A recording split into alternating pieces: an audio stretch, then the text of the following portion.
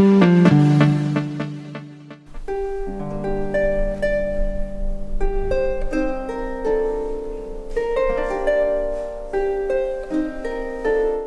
tissage est une manifestation modeste mais ambitieuse à la fois qui réunit chaque année, le premier week-end après le 15 août, des artistes textiles ou non textiles, mais autour de la fibre. Aujourd'hui et demain, en 2014, nous avons réuni 6 artistes autour de la notion d'entrelac. Alors, qu'est-ce que c'est qu'un entrelac ? C'est un jeu de fils qui se croisent, qui s'en mêlent et qui n'a ni début ni fin. Donc ici, nous avons des œuvres très variées, de la dentelle, bien sûr. La dentelle est un entrelac. Donc nous avons eu le plaisir de retenir la candidature de Pierre Varenne, qui travaille avec les fuseaux de manière traditionnelle, mais qui crée des œuvres tout à fait contemporaines. Nous avons eu également le plaisir d'accueillir une aquarelliste qui mêle dans son travail peinture en glacis et textile.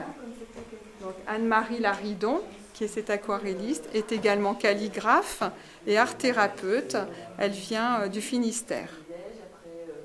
À ses côtés, une artiste qui vient d'Ardèche, Élodie Sabardeille, qui travaille la broderie à fil perdu.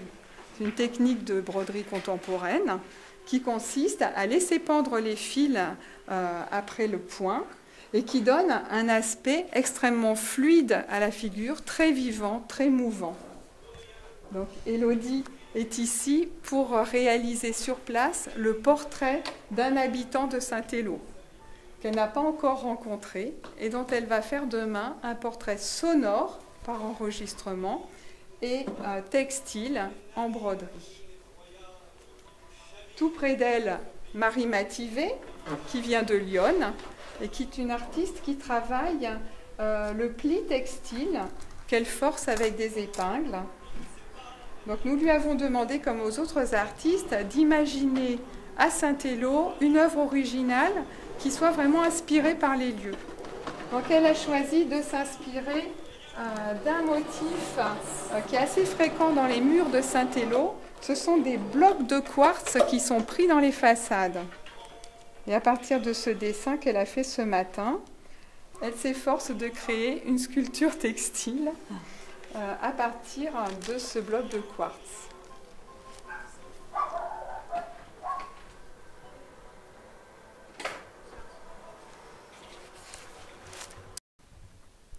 Notre invité d'honneur cette année est le peintre David Balade, un spécialiste du motif. Nous l'avons invité à proposer à ses confrères un motif d'entrelac. Et nous lui avons donné carte blanche pour exposer dans la maison Kawamata. Il a choisi de travailler pour nous sur un motif de méduse inspiré de la tradition japonaise. Oui, alors donc l'exposition s'intitule Kurage et je suis parti du fait que j'étais invité à exposer dans cette maison Kawamata sur l'organisation habituelle des motifs japonais et celle des motifs celtiques. Et très souvent, on a une forme circulaire qui est utilisée comme emblème, par exemple dans les familles impériales japonaises. Vous avez ce qu'on appelle un mon qui est organisé à l'intérieur d'un cercle. Et on a également ce type de structure dans les motifs celtiques. Donc l'idée un peu dans cette exposition, c'est un travail un peu à part dans ce que je fais habituellement, à savoir trouver le pont entre motifs celtiques et motifs japonais. Et j'ai trouvé l'idée en fait de la méduse qui, comment expliquer ça, qui est structurée comme une croix. Ici on a un exemple un peu à part dans l'exposition qui est une méduse qui surgit du fond des océans. La réflexion étant qu'en fait, à force de chercher plus loin dans les origines de chacun des motifs, des histoires des motifs, on en arrive à plus de matériel, plus de renseignements, à savoir qu'on remonte, plus on arrive dans la préhistoire sur l'origine de chacun des motifs. Et avant la préhistoire, qu'est-ce qu'il y avait ? Il y aurait peut-être la nature qui aurait inspiré la création de ces motifs décoratifs.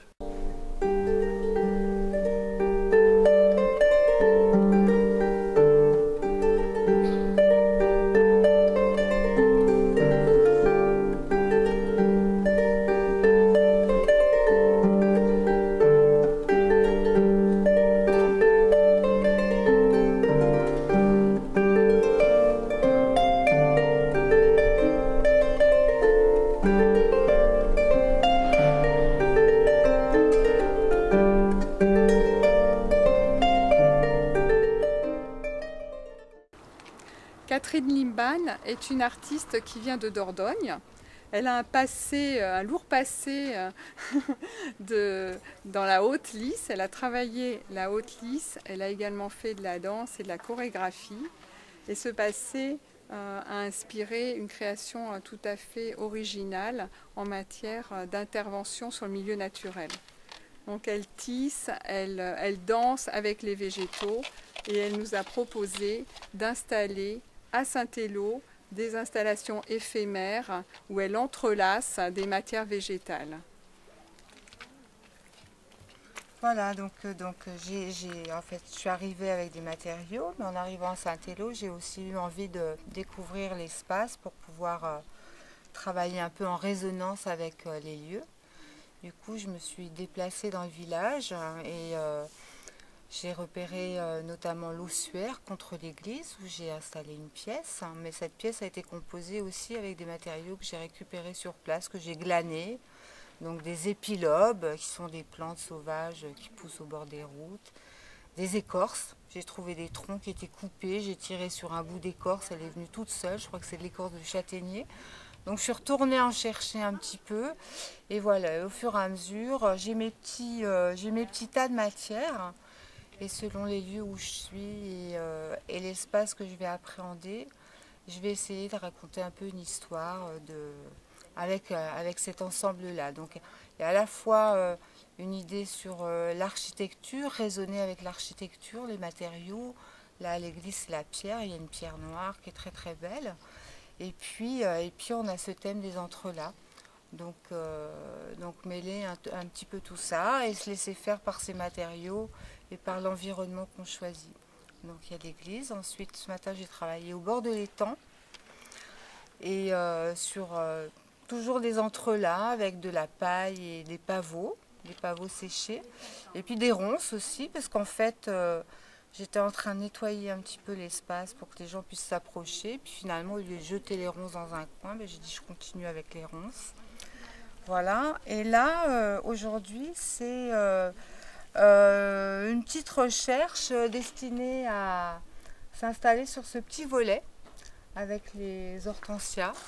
Voilà, donc je suis dans des matériaux naturels, mais pas que. Il y a de l'oseille sauvage, du raffia, du coton, du tauron, qui est un papier enroulé, des petites branches de passiflore qui viennent de mon jardin. Et voilà, et ça se compose petit à petit au gré des échanges avec les personnes qui viennent.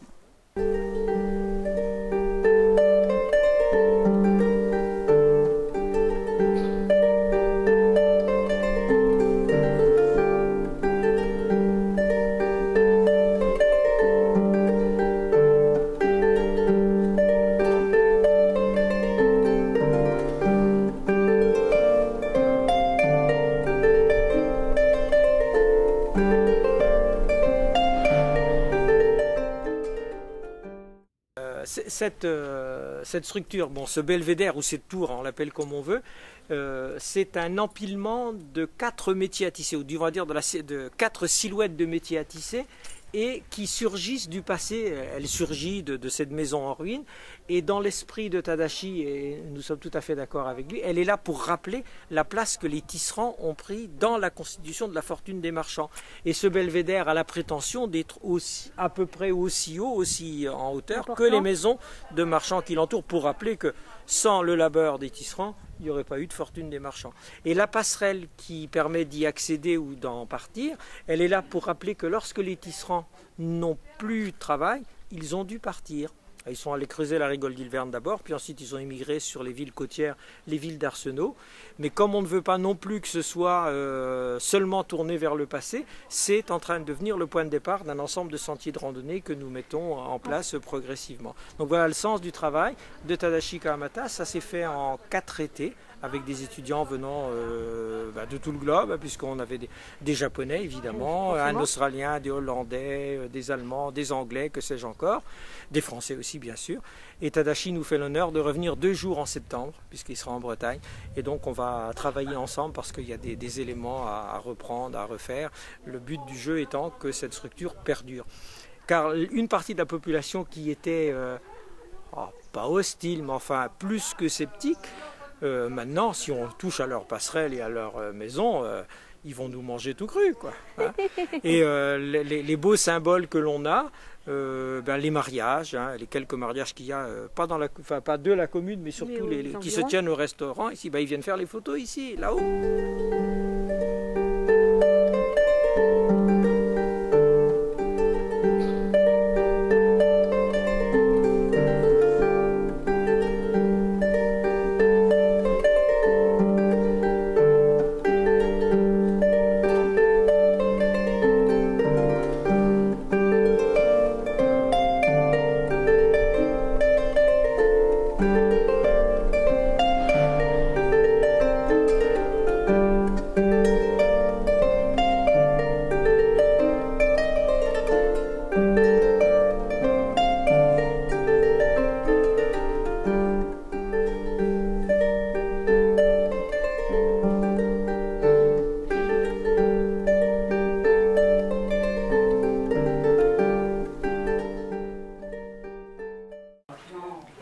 Donc vous pouvez voir quelques aquarelles de la Société des aquarellistes. Nous sommes venus aujourd'hui peindre sur le motif. Il y avait une douzaine d'aquarellistes. La Société des aquarellistes a été fondée en 2005. Elle compte maintenant 150 adhérents. Le siège se trouve à Montgermont, auprès de Rennes. Il y a des antennes dans le Morbihan, dans le Finistère Nord aussi, qui est une nouvelle qui vient de se créer. Donc nous essayons de nous faire connaître. Nous n'avons pas encore tellement de correspondants dans les Côtes d'Armor. C'est pour ça que nous nous sommes dit que c'était une bonne idée de venir à Saint-Élo. Et nous avons eu une très belle journée ensoleillée. Je pense que chaque aquarelliste va repartir très content.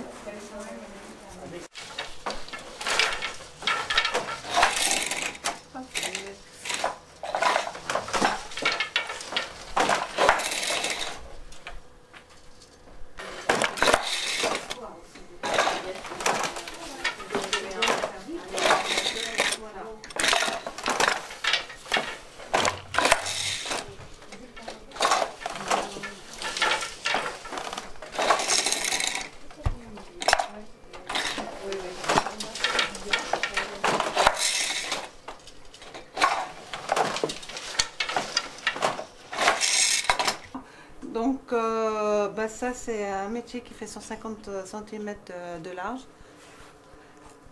Là, à l'heure actuelle, j'ai 600 fils de montée, c'est-à-dire 4 fils au centimètre. Donc on a les fils de chaîne qui sont rouges et avec la navette je passe la trame.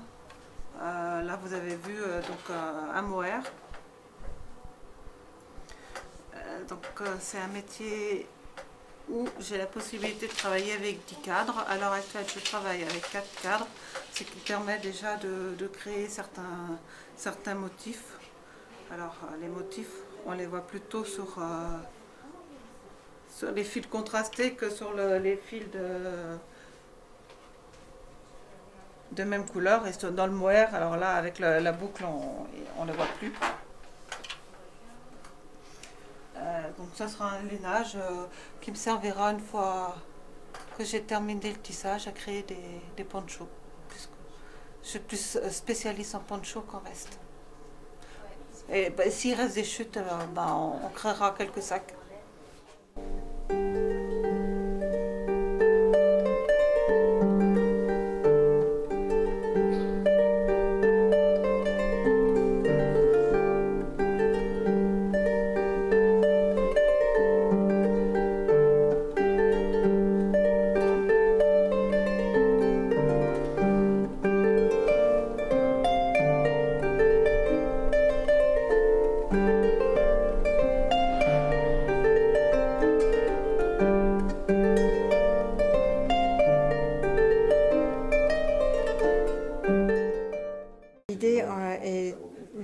cabane à métamorphose et j'avais choisi le thème de la méditation comme métamorphose et j'ai utilisé donc des kessins, des manteaux de moines japonais. Donc ces kessins ont été réalisés entre fin du 19e siècle et début 20e. Et pour réaliser ces manteaux de moines, des donateurs offrent des tissus aux moines, soit des tissus de défunts, soit des beaux tissus qui constituent une offrande. Et les moines bouddhistes cousent ces manteaux qu'ils vont utiliser pour la méditation. Donc j'ai utilisé un poème de Ryokan parce que Ryokan vivait à la fin du 19e siècle et il est fort probable que les tissus qui ont été utilisés là aient été portés comme vêtements à la fin du 19e siècle, ensuite réutilisés pour réaliser ces manteaux de moine et ensuite réutilisés par moi-même pour faire cette cabane. Donc cabane à métamorphose. Et donc tout ce que j'ai écrit, je l'ai écrit en broderie sur des tissus anciens de kimono que j'ai teints à la main avec des teintures végétales.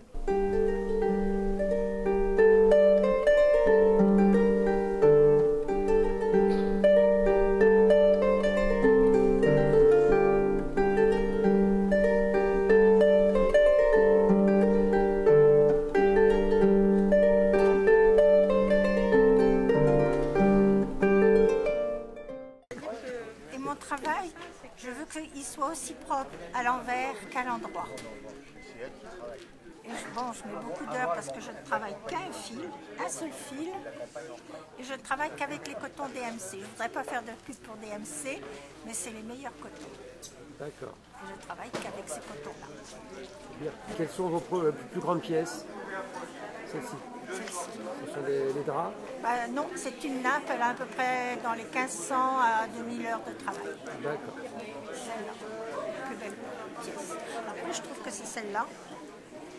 Et je mange sur mes nappes. Nos nappes, on s'en sert à table. Ça, c'est ma nappe de jardin, celle qui est là. C'est ma nappe de jardin. Ça, c'est les coins, et ça, c'est l'envers. D'accord. Là, ce napperon-là, il y a 15 feuilles, il n'y en a pas une de la même couleur, et j'ai 15 heures de travail par feuille, et les grappes de raisin sont en plus. Et en principe, là, c'est du coton, parce que j'étais jeune mariée, j'avais pas beaucoup de sous. Sinon, je ne travaille que sur du métis ou du pur lin.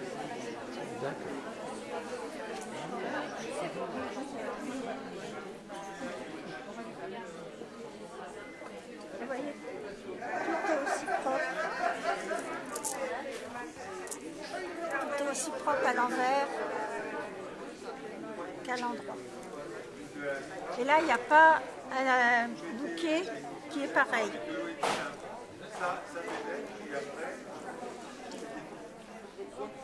Mais ça s'accroche bien là? Oui, ça accroche. Ah oui, c'est des fibres longues. En plus, là où c'est un peu piégeux, par contre, c'est que le lin, il faut que tu mouilles en filant. Non, tu ne le fais pas à sec. Oui, pour lui donner de l'élasticité. Comme tu as encore de la pectine dans la fibre, tu trempes tes doigts Tout à dans fait. l'eau et ça mouille. Sans arrêt, il faut que tu aies les doigts humides, tu trempes tes doigts dans l'eau. Et ça te permet de donner de l'élasticité à ta fibre végétale. Et du coup, tout se ferme et ton fil il est plus fermé, il est plus lisse.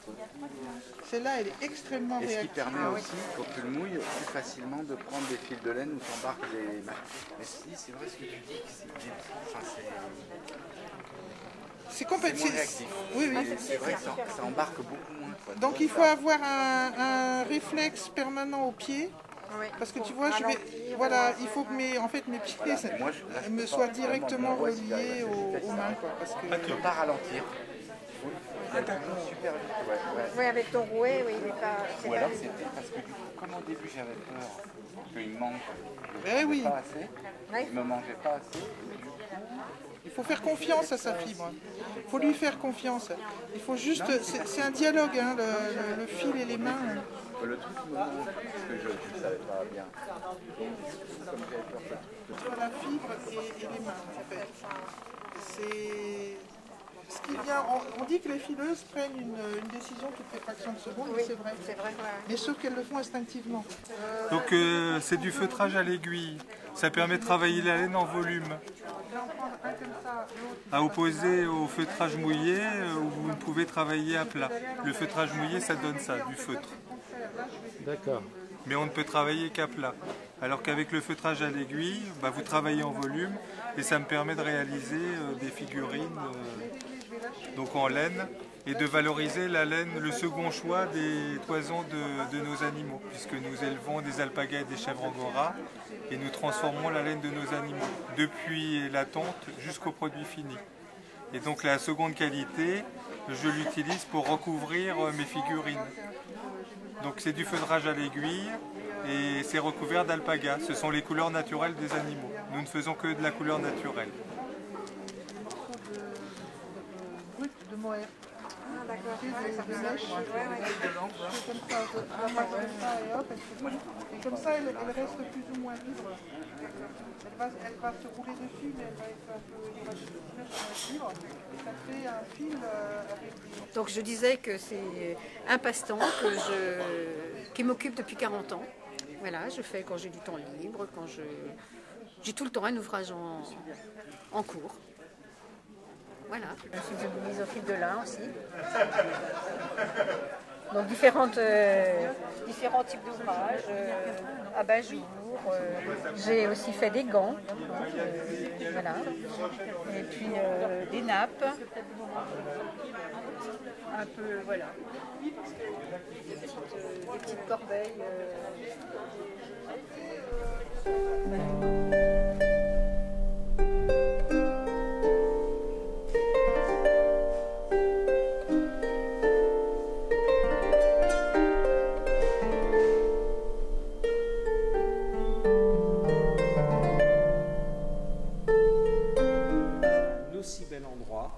Qui est une église, évidemment, l'église paroissiale de Saint-Éloi, mais qui est une église dotée d'un très très riche passé et de très très belles boiseries.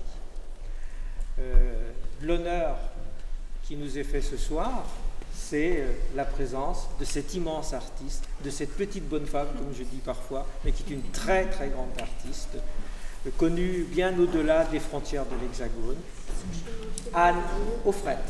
Je vais la lire.